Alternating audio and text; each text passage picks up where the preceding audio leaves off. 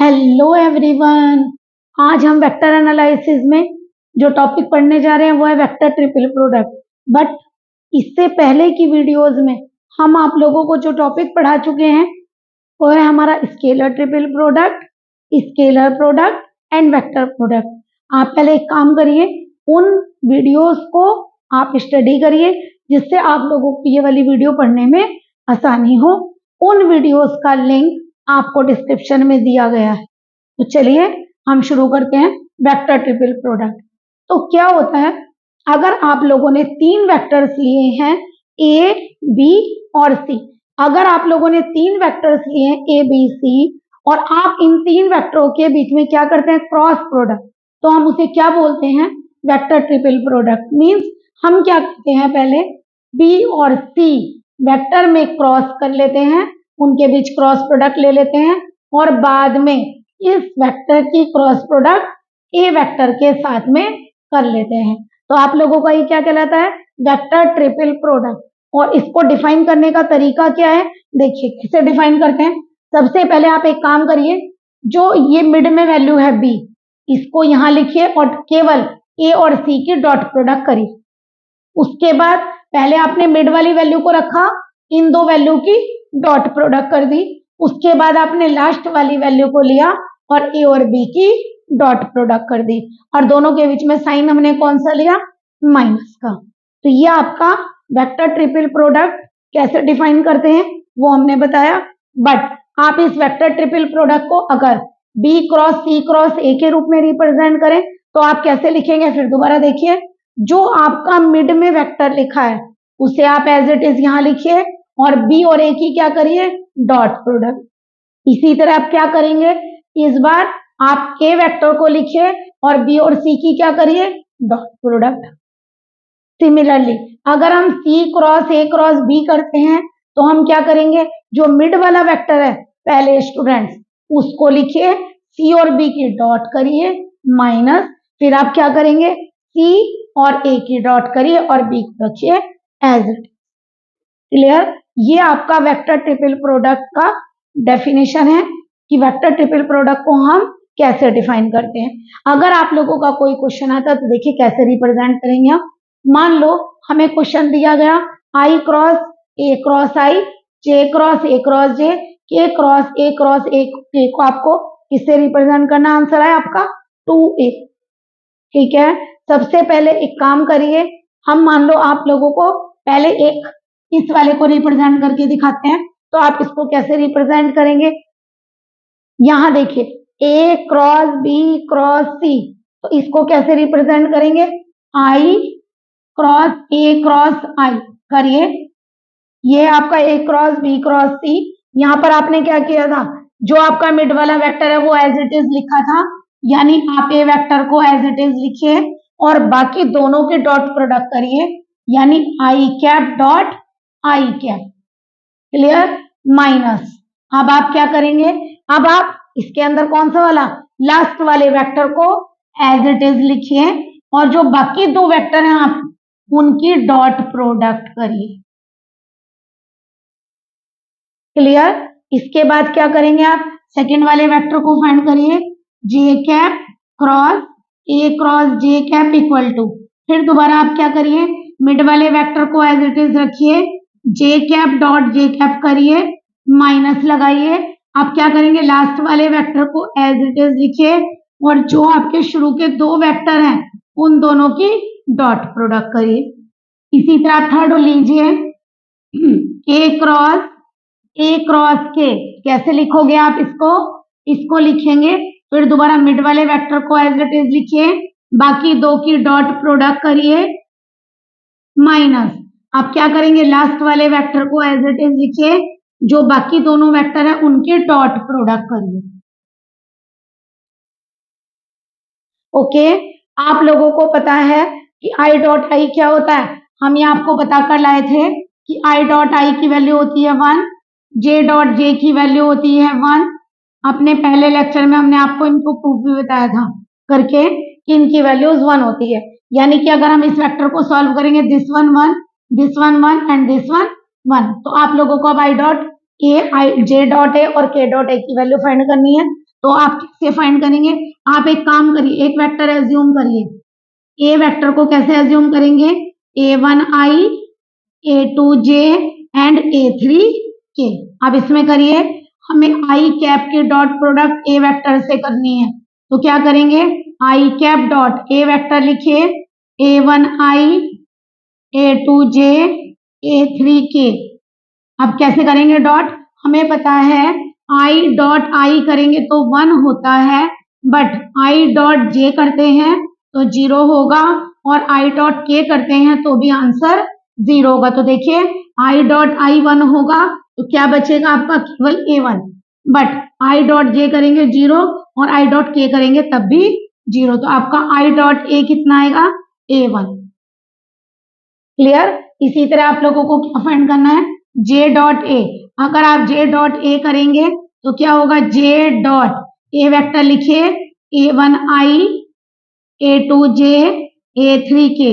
फिर दोबारा अगर आप जे डॉट आई करेंगे 0 होगा, बट जे डॉट जे क्या होगा? 1, दैट इज क्या आएगा? a2। बट जे डॉट के वापस 0 होगा। इसका मतलब सेम वेक्टर की डॉट करेंगे तो आपको 1 मिलेगा, अदरवाइज 0 मिलेगा। तो आपका आई डॉट ए आया a1, जे डॉट ए आया a2। चाहिए तो आप चाहें तो सिमिलरली भी लिख सकते हैं। सिमिलरली के डॉट ए वेक्टर आपका कितना आएगा? a3। अब एक काम करिए, आप क्या करेंगे? ये इक्वेशन 1, 2, 3 तीनों में सब्सटीट्यूट करके तीनों को ऐड कर देते हैं। इन तीनों में वैल्यू भी सब्सटीट्यूट कर देते हैं और तीनों को ऐड भी कर देते हैं। चलिए क्या लिखेंगे? एडिंग इक्वेशन 1, 2 एंड 3 क्या आएगा? I cross A cross I plus J A cross J K A cross के। क्या वैल्यू होगी? देखिए इसकी वैल्यू 1 है, केवल क्या आ गया? ए वेक्टर। इसकी वैल्यू आपने कितनी फाइंड की? a1, तो क्या आ गया? a1i। नेक्स्ट इसकी वैल्यू 1 है, क्या आएगा? ए वेक्टर। इसकी वैल्यू क्या है? a2, तो क्या हो गया यहां से? a2j कैप प्लस, नेक्स्ट करिए, ये 1 है, कितना आएगा? ए वेक्टर। ये कितना आएगा? a3, और साथ में क्या है? k vector. तो आपका आ गया a3 k वेक्टर, ये माइनस आएगा। क्लियर? अब देखिए a plus a that is 3a minus, ये वेक्टर कंबाइन करके पूरा लिखिए, a1i, a2j, a3k। आपको पता है ये क्या बनेगा? a vector. 3a vector minus a vector is 2a vector. देखिए हमारी राइट साइड हमें फाइंड होगी। चलिए एक बार फिर से रिपीटेशन दे देते हैं। आपका वेक्टर, आपका क्या चीज आपको करनी है? 1, 2, 3 तीन स्केलर वेक्टर प्रोडक्ट आप लोगों को फाइंड करनी है। तो आप फर्स्ट करिए, कैसे सिखाया हमने आपको? जो आपका सेकंड वेक्टर है वो एज इट इज लिखिए, फर्स्ट और थर्ड की डॉट करिए। थर्ड वेक्टर को एज इट इज लिखिए, फर्स्ट और सेकंड की डॉट करिए। सिमिलरली ऐसे यहाँ पर और ऐसे यहाँ पर क्या करेंगे? आई डॉट आई 1 होता है, जे डॉट जे भी 1 होता है, एंड के डॉट के भी 1 होता है। अब क्या करेंगे? आप लोगों को इन तीनों की वैल्यू फाइंड हो गई, आई डॉट ए की वैल्यू फाइंड करवाइए। आई डॉट ए करेंगे, आई डॉट पहले ए वेक्टर को एज्यूम करिए, a1i, a2j एंड a3k। अब आप आई डॉट a1i करेंगे तो आंसर क्या आएगा? a1। आप जे डॉट करेंगे तो जे डॉट आई 0 होगा, बट जे डॉट जे 1 होगा, तो आंसर आएगा a2। तो हमने क्या किया? सिमिलरली ये a1 आया, ये a2 आया, तो ये आंसर कितना आएगा? a3। अब एक काम करिए, क्योंकि हमें क्वेश्चन में LHS क्या है? इन तीनों वेक्टर प्रोडक्ट का सम। तो हमने क्या किया? तीनों को सम के रूप में लिखा। तो जब हम लेफ्ट साइड ऐड करेंगे तो राइट साइड भी हमारी ऐड होगी। तो हम एक काम करते हैं, ऐड भी कर देते हैं और यहाँ से वैल्यूज भी पुट कर देते हैं। तो हमने क्या किया? आई डॉट आई 1 रख दिया, जे डॉट जे भी 1 रख दिया, और के डॉट के भी 1 रख दिया। ओके, तो हमारे पास एक तरह से ए टोटल कितना आएगा? 3a। यहाँ देखिए इसकी वैल्यू क्या आएगी? a1i, यहाँ से ये आई a2j, ये क्या आएगा? A3 के, माइनस कॉमन आएगा A1i, A2j एंड A3j, और ये क्या है आपका A वेक्टर।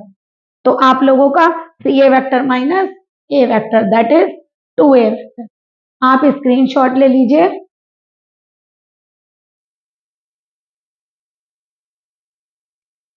देखिए नेक्स्ट क्वेश्चन, दोनों क्वेश्चन आप लोगों के मोस्ट इंपॉर्टेंट क्वेश्चन हैं,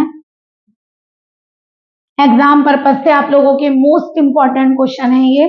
चलिए क्वेश्चन क्या है पहले पढ़िए। A B C are 3 unit vector. हमने आप लोगों को अपने फर्स्ट लेक्चर में यूनिट वेक्टर की डेफिनेशन बताई थी। क्या बताया था? यूनिट वेक्टर क्या होते हैं? वो वेक्टर्स जिनके मैग्नीट्यूड की वैल्यू एग्जैक्टली 1 होती है, that is called unit vector. तो हमें क्या गिवन है? जो हमारे एबीसी है तीनों क्या है? यूनिट वेक्टर है। तो क्या लिखेंगे? Given A B and C are unit vectors, that is magnitude of A vector, magnitude of B vector, magnitude of C vector is 1। Next देखिए क्या लिखा है, A cross B cross C, यानी कि vector product of 3 vectors is equal to B by 2। तो हमें क्या given है? हमें गिवन है A cross B cross C equal to B by 2। आपको बाय द डेफिनेशन क्या पता है? आप इसको क्या लिखते हैं? सबसे पहले आप मिड वाले वेक्टर को लिखिए और बाकी 2 वेक्टर की क्या करते हैं? डॉट प्रोडक्ट, माइनस आप क्या करते हैं? बाद वाले वेक्टर को लिखिए और जो बाकी 2 वेक्टर हैं उनकी क्या लेंगे आप? Dot product.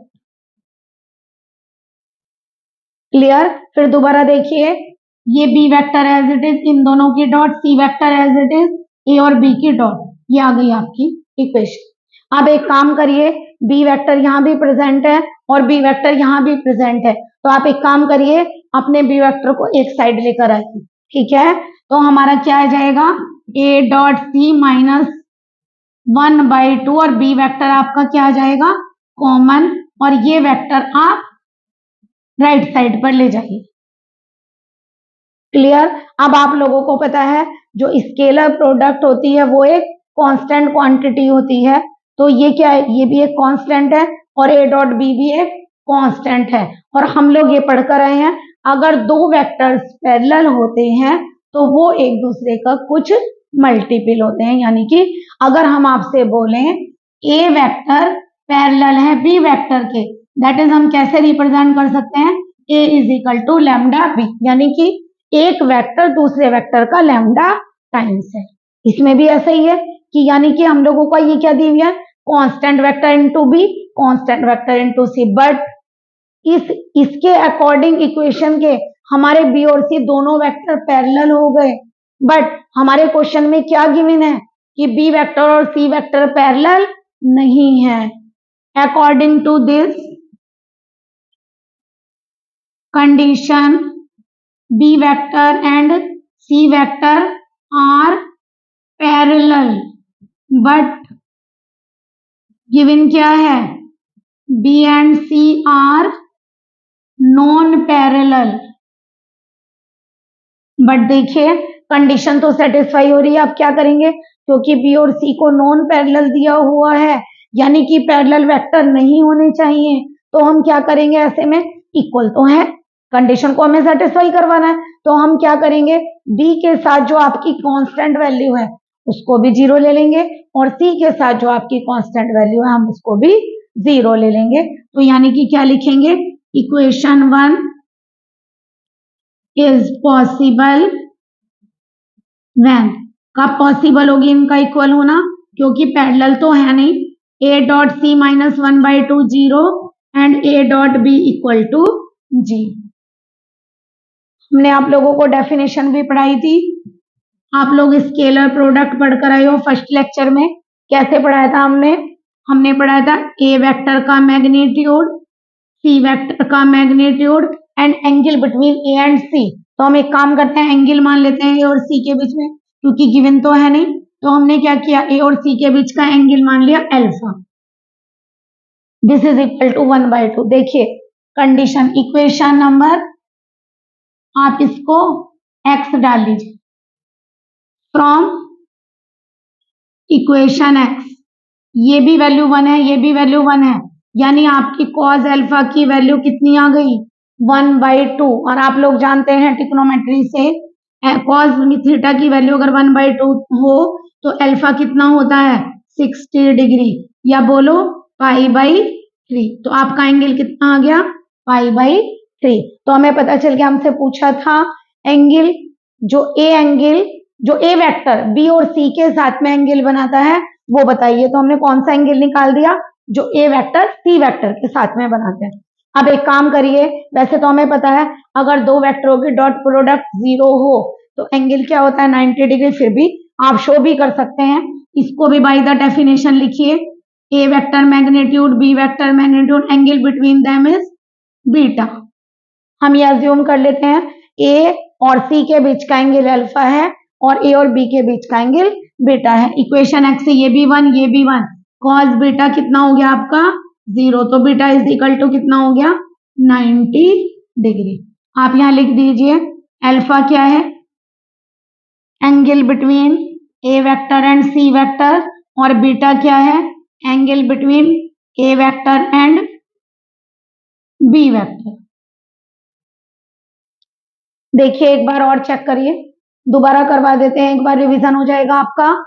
ए बी सी 3 वेक्टर दिए थे, तीनों ही वेक्टर यूनिट वेक्टर हैं।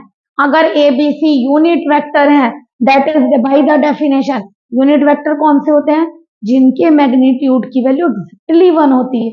तो यानी कि ए वेक्टर का मैग्नीट्यूड, बी वेक्टर का मैग्नीट्यूड एंड सी वेक्टर का magnitude is equal to 1। Given क्या है, ए क्रॉस, देखिए ये गिवन है, A cross B cross C, हमें क्या गिवन है, b/2। और A cross B cross C की डेफिनेशन आपकी ये रही, हमने क्या लिखा, A dot C B, A dot B C equal to b/2। ये बी वेक्टर और ये बी वेक्टर, दोनों बी वेक्टर्स को कंबाइन करेंगे तो हमारा बी वेक्टर कॉमन आ जाएगा, then A dot C minus 1/2 and A dot B equal to C. हमें पता है कि अगर हम ए डॉट सी फाइंड करेंगे तो स्केलर प्रोडक्ट है, हमारा क्या होता है, ये एक कांस्टेंट वैल्यू आती है, ये भी कांस्टेंट है, यानी कि एक तरीके से अगर ये एक दूसरे के, अगर किसी कांस्टेंट से मल्टीप्लाई करते हैं और दो वेक्टर इक्वल लिखे होते हैं, दैट इज ये दोनों पैरेलल कहलाते हैं। जैसे हम कहें अगर ए वेक्टर बी वेक्टर के पैरेलल है, that is A vector is equal to lambda time of B vector. Okay, इसका मतलब बी और सी दोनों वेक्टर की कंडीशन कैसी है, पैरेलल है। बट क्वेश्चन में क्या गिवन है, दोनों ही वेक्टर नॉन पैरेलल है। तो हमें ये कंडीशन कैसे सेटिस्फाई होगी, जब दो वेक्टर्स लैम्डा टाइम्स होते हैं वो पैरेलल होते हैं, और हमें नॉन पैरेलल दिए हुए हैं, तो इसका मतलब पैरेलल वाली कंडीशन सेटिस्फाई नहीं होगी। बट इक्वेशंस में ये वेक्टर इक्वल तो हैं, तो हमें क्या करना होगा, इसके कांस्टेंट को और इस वाले की वैल्यू को, दोनों को हम क्या लेंगे, zero. A dot C minus 1/2 को जीरो लीजिए, ए डॉट बी को जीरो लीजिए, ए डॉट सी की वैल्यू आ गई 1/2। हमने स्केलर प्रोडक्ट आपको सिखाई थी, क्या होता है, फर्स्ट वेक्टर का मैग्नीट्यूड, सेकंड वेक्टर का magnitude and cos angle between them. और हमने क्या एज्यूम कर लिया, ए और सी के बीच का एंगल कितना है, अल्फा। तो ये आ गया कॉस अल्फा इक्वल टू 1/2, यानी कि कॉस अल्फा की वैल्यू आ गई 1/2, तो अल्फा इज इक्वल टू 60, या बोल दो अल्फा इज इक्वल टू π/3। इसी तरह अगर हम A dot B equal to 0 लेते हैं तो क्या होगा, फर्स्ट वेक्टर का मैग्नीट्यूड, सेकंड वेक्टर का magnitude and angle between them equal to 0, यानी कि कॉस बीटा की वैल्यू 0। एंगल कितना हो गया, क्योंकि कॉस कहां पर 0 होता है, 90 डिग्री पर, तो यानी कि बीटा इज इक्वल टू कितना हो गया, π/2।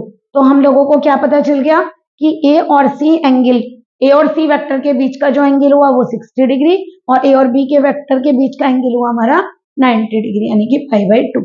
तो हमसे पूछा भी यही था कि ए वेक्टर बी और सी के साथ कितना एंगल बनाता है। आप लोगों को क्लियर होगा, पहले एक स्क्रीनशॉट ले लीजिए।